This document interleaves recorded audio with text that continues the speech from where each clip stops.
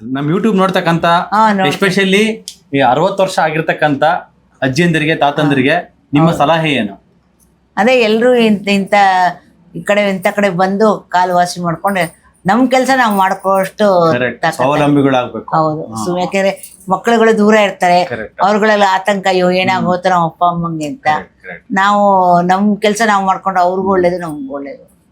ಹಂಗಾಗಿ ಅದನ್ನೇ ನಾನು ಸಜೆಸ್ಟ್. ಸತ್ಯವಾದ ಮಾತು ಹೇಳಿದ್ರಿ. ಇನ್ನೊಬ್ಬರಿಗೆ ಅವಲಂಬಿತರಾಗಕ್ಕಿಂತ ನಾವೇ ನಮ್ಮ ಬಾಯಿ ಕಟ್ಕೊಂಡು ನಮ್ಮ ದೇಹನ ನಮ್ಮ ಜೀವನ ಶೈಲಿ ಬದಲಾಯಿಸ್ಕೊಂಡು ಚೆನ್ನಾಗಿ ಆರೋಗ್ಯವಂತರಾಗಿ ಸ್ವಲ್ಪ ಕೇರ್ಲೆಸ್ ಆಗಿದೆ ಇವಾಗ. ತುಂಬಾ ನೀವು ಮಾಡ್ತಿರೋದು ಕರೆಕ್ಟ್ ಆಗಿದೆ.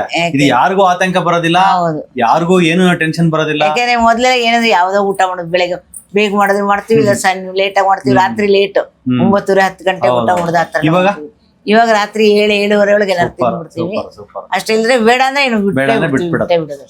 ಅಲ್ಲ, ವೆಯ್ಟ್ ಲಾಸ್ 7 kg ಆಗಿದ್ರಂದ್ರೆ ತಮಾಷೆ ಎಲ್ಲ ಮುಟ್ ನಿಂತ್ ಬಿಟ್ರೆ ವೆಯ್ಟ್ ಲಾಸ್ ಆಗಲ್ಲ ಅಂತ ಅನ್ಕೊಂತಾರೆ ಹೆಣ್ಮಕ್ಳು. ನಮ್ಗೆ ವೆಯ್ಟ್ ಲಾಸ್ ಆಗಲ್ಲ, ವಯಸ್ಸಾಯ್ತು, ಇಷ್ಟೇ ಮೂಳೆ ಎಲ್ಲ ವೀಕ್ ಆಗಿರುತ್ತೆ, ನೋವು ಅನ್ಬಸ್ಕೊಂಡಿರ್ಬೇಕು, ಫಿಸಿಯೋಥೆರಪಿ ಮಾಡಿಸ್ಕೊಂಡಿರ್ಬೇಕು, ಇಲ್ಲ ಅಂದ್ರೆ ಆಪರೇಷನ್ ಮಾಡಿಸ್ಕೋಬೇಕಂತ ಇರ್ತಾರೆ.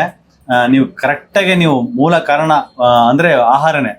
ಆಹಾರ ಮತ್ತು ಜೀವನ ಶೈಲಿಗೆ ಬಂದ್ಬಿಟ್ಟು ನೀವು ಕರೆಕ್ಟ್ ಆಗಿದಿರಲ್ಲ. ಹಿಂಗೆ ನೀವು ಎಷ್ಟು ದಿನ ಮಾಡ್ಬೋದು ಅಂತ ಅನ್ಸುತ್ತೆ ನಿಮ್ಗೆ? ನಮ್ಗೆ ಈ ತರ ಲೈಫ್ ಲಾಂಗ್ ಮಾಡ್ಬೋದಲ್ವಾ? ಕಷ್ಟ ಏನಿದೆಯಾ? ಏನ್ ಕಷ್ಟ ಏನಿಲ್ಲ. ಇದಕ್ಕೆ ಇವಾಗ ಅಡ್ಜಸ್ಟ್ ಆಗ್ಬಿಟ್ಟಿದೆ. ಎಲ್ರು ಹೇಳ್ತಾರೆ ಕಾಫಿ ಹೆಂಗ್ ಬಿಟ್ಟಿ ನೀನು ಅಂತಾರೆ. ಒಂದ್ಸಲ ಮನ್ಸ್ ಮಾಡೋದು ಬೇಡ ಅಂದ್ರೆ ಬೇಡ ಅಷ್ಟೇ. ಒಂದಿನಕ್ಕೆ ಎಷ್ಟು ಸರಿ ಕುಡಿತಾ ಇದ್ರಿ? ನಾವ್ 2 ಸಲ ಅಷ್ಟೇ, ಬೆಳಗ್ಗೆ ಒಂದ್ಸಲ, ಅವಾಗ ಮುಂಚೆ. ಇವಾಗ ಫುಲ್ ಕಂಪ್ಲೀಟ್ 100% ಸ್ಟಾಪ್. ಜನವರಿ 1 ಬಂದಿದ್ದು, ಅವತ್ತಿಂದ ಇವತ್ತರೆಗೂ ಒಂದಿನ ಒಂದ್ ಲೋಟ ಕಾಫಿ ಕುಡಿದಿಲ್ಲ. ಎಲ್ಲಾರು ಟೂರ್ಗೆ ಹೋದಾಗ ಅದ್ ಹೆಂಗ್ ಬಿಟ್ಟಿರ್ತೀರಾ ಅಂತಾರೆ. ಏನು ಎಷ್ಟು ಬೇಕಾದ್ರೆ ಟೂರ್ ಮಾಡಿ ಹೋಗ್ತಿರ್ತೀವಿ ನಾವು.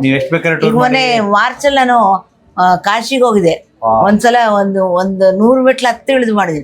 ಸ್ವಲ್ಪ ಕಷ್ಟ ಆಯ್ತು, ಬಟ್ ಆದ್ರೂ ಮ್ಯಾನೇಜಬಲ್. ಎಲ್ರು ಅಂತಾರೆ ಅದ್ ಹೆಂಗ್ ಬಂದಿನಿ, ಇನ್ನು ಧೈರ್ಯ ಆಗಿತ್ತ, ಏನೋ ಧೈರ್ಯದ ಮೇಲೆ ಹೋದ್ವಿ. ಅಷ್ಟೇ ಇಲ್ಲ, ಚೆನ್ನಾಗಾಯ್ತು.